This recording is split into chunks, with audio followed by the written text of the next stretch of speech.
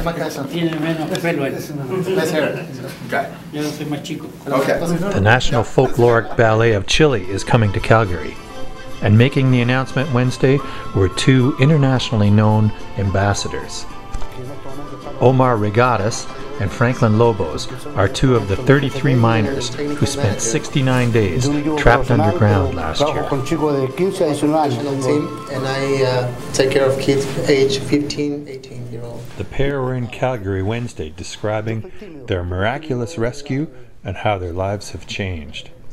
Voy a trabajar en mina.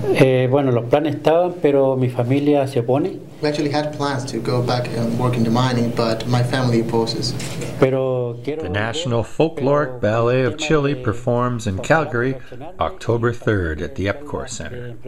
The performance will help raise funds for the rebuilding of Chilean schools damaged or destroyed in the earthquake. Yahoo! Yahoo!